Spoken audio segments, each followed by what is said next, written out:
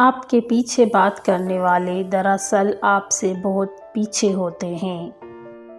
رسول اللہ صلی اللہ علیہ وآلہ وسلم نے فرمایا کہ تم لوگ پہلوان کس کو شمار کرتے ہو؟ لوگوں نے عرض کیا اس کو جسے لوگ پچھاڑ نہ سکیں۔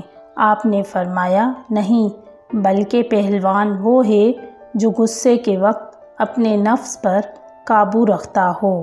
مسکراؤ کہ رونے کے لیے کوئی دن نہیں بنا، اڑو کہ اڑنے کا حق صرف پر والوں کے پاس نہیں، اور ایسے کھل کے مہکو کہ تم سے بہتر گلستان میں کوئی گل نہیں۔ اپنا وہ ہے جو کسی اور کے لیے تمہیں نظر انداز نہ کرے۔ الحمدللہ رب العالمین۔ اپنی زندگی کا مقصد فقط اللہ کی خوشنودی بنا لیجئے، پھر آپ کبھی نہیں ٹوٹیں گے، کبھی نہیں بکھریں گے، کبھی نہیں ہاریں گے۔ بے شک الحمدللہ جو اتر جائے دل سے، پھر کیا ہیرا کیا خاک۔ لوگوں کے حقوق دنیا میں ہی دے دو، ورنہ آخرت میں نیکیاں دینی پڑیں گی۔ ایک آدمی نے بابا جی سے پوچھا، میرا اللہ اس وقت کیوں نہیں سنتا جب میں مانگتا ہوں؟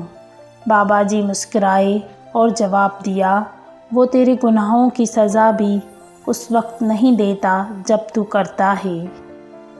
جب انسان اپنے رب پر اس قدر بھروسہ کرنے لگ جائے کہ اس کے علاوہ کوئی بھی اس کی ضرورت پوری کرنے والا نہیں، تو اللہ بھی اپنے بندے کو مایوس نہیں لوٹاتا۔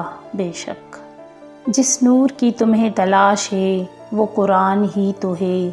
خدا اپنے نور سے جس کو چاہتا ہے سیدھی راہ دکھاتا ہے۔ یا اللہ ہمیں سیدھی راہ پر چلائیے، ان لوگوں کے راستے پر جن پر آپ نے انعام فرمایا ہے، آمین۔ بعض اہل معرفت کا قول ہے، چار چیزوں کو چار چیزوں سے پاک و صاف کرنا چاہیے: چہرے کو آنسوؤں سے، زبان کو اللہ کے ذکر سے، دل کو خوف خدا سے، گناہوں کو توبہ سے۔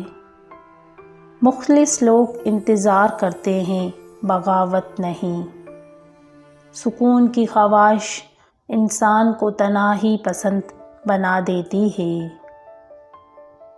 یہی حقیقت ہے کہ ہمیشہ ایک سا کوئی نہیں رہتا، نہ وقت نہ تعلق، بس جس وقت جو چل رہا ہوتا ہے وہی اچھا ہوتا ہے، اور کوشش کرنی چاہیے کہ وقت اچھا ہی گزرے، بعد میں پچھتاوے نہ ہوں۔ دکھاوے کے اچھے بننے سے بہتر ہے آپ برے ہی رہیں۔ اور میں نے وہاں صبر کیا جہاں لوگوں کے لہجوں کو ان کے منہ پر مارنا تھا۔ اچھے رہتے ہیں وہ لوگ جو پرواہ نہیں کرتے۔